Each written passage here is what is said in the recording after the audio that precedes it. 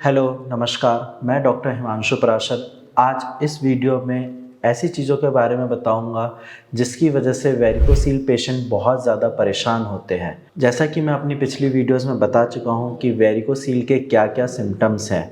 अब मैं उन सिम्टम्स के बारे में बताऊंगा जिसकी वजह से वेरिकोसील पेशेंट को बहुत ज़्यादा दिक्कत होती है। सबसे पहले है वेरिकोसील पेशेंट को काफ़ी ज़्यादा पेन होता है। वो पेन से इतना ज़्यादा परेशान होते हैं कि जब भी वो मुझसे ओपीडी में मिलते हैं यही बोलते हैं कि सर प्लीज़ मैं 5-6 महीने दवाई खा लूँगा, आप मेरे पेन में आराम कर दो। अगर मुझे पेन नहीं होगा तो मैं डे टू डे के जो काम हैं, जो डेली मैं रूटीन में वर्क करता हूँ वो मैं अच्छे से कर पाऊँगा और मेरा माइंड फोकस रहेगा, क्योंकि पेन की वजह से कई बार उनकी कंसंट्रेशन भी लूज़ होती है।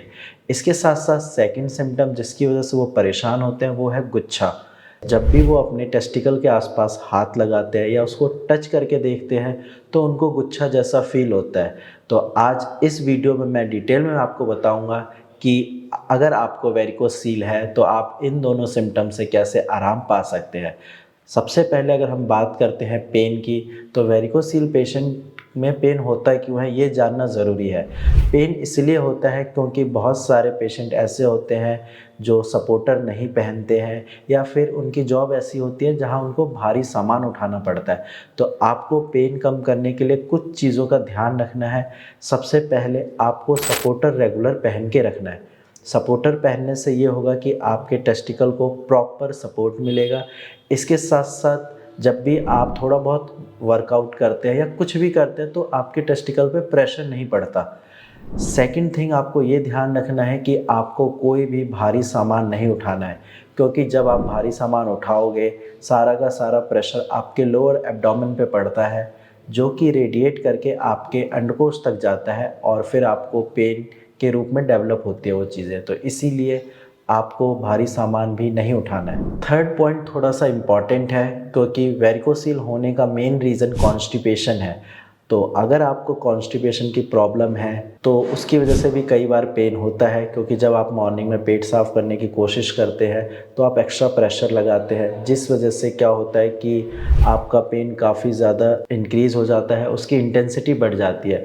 तो आपको इस चीज़ का ध्यान रखना है कि अगर आपको कब्ज़ की दिक्कत है तो उसको कम करना है। अब कब्ज़ करने के लिए बहुत सारे तरीके हैं, उसमें से जो सबसे कारगर है आप वो अपना सकते हैं। जैसे कि सुबह उठ के 1 गिलास गर्म पानी आपको पीना है खाली पेट में। इससे ये फ़ायदा होगा, जब आप 10-12 दिन ऐसा करते हैं तो आपके कब्ज़ में काफ़ी ज़्यादा आराम मिलेगा। फोर्थ पॉइंट है पेन कम करने के लिए, तो जब भी आप टू व्हीलर राइड करते हैं तो आपने एक चीज़ नोट किया होगा कि कई बार सडन ब्रेक लगाना पड़ जाता है, या फिर कई बार सामने से अगर स्पीड ब्रेकर आता है तो आपका पेन काफ़ी ज़्यादा बढ़ जाता है। तो इन चीज़ों का आपको ध्यान रखना है कि अगर आप टू व्हीलर राइड कर भी रहे हैं, बहुत ज़रूरी है राइड करना, तो आपको बिल्कुल स्लो राइड करना है, स्पीड ब्रेकर से बच के। इससे ये होगा कि आपका पेन ज़्यादा बढ़ेगा नहीं। ये तो बात हो गई आपके पेन की। अब हम बात करते हैं कि अगर आपके अंडकोश में गुच्छा जैसा फील होता है, हाथ लगाने पे टेस्टिकल के ऊपर की साइड ऐसा लग रहा है कि नसों का साइज़ बढ़ गया या खून एक जगह इकट्ठा हो गया है, तो उसके लिए क्या करें? देखो,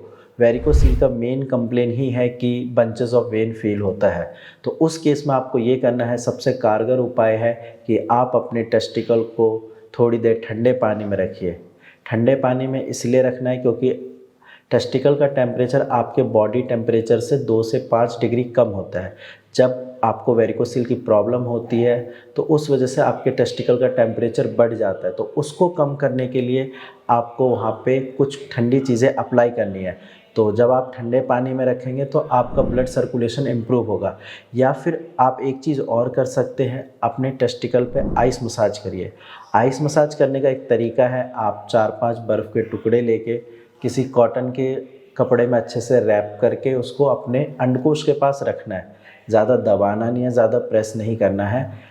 बस 15 से 20 मिनट आप ऐसा करिए। आप खुद देखोगे जब आप 4-5 बार कर लोगे कि आपकी स्वेलिंग यानी कि जो गुच्छा जैसा बना हुआ है वो धीरे धीरे कम हो रहा है। ये 2 पॉइंट अगर आप फॉलो करते हैं तो आपके डेफिनेटली पेन में आराम मिलेगा, साथ में आपकी गुच्छा भी कम हो जाएगा।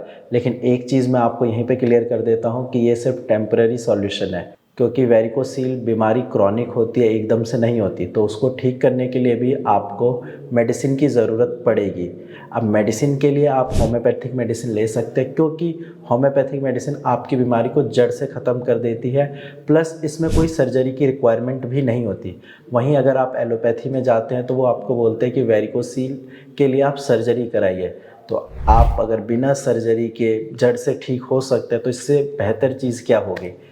तो आप में से जितने भी लोगों को वेरिकोसील से रिलेटेड कोई भी डाउट है या आपके पास कोई रिपोर्ट है जो आप शेयर करना चाहते हैं, तो नीचे जो नंबर दे रखा है उस पे आप कॉल करिए या फिर आप व्हाट्सएप करिए, हम आपको अच्छे से समझा देंगे। आज की वीडियो में इतना ही, धन्यवाद।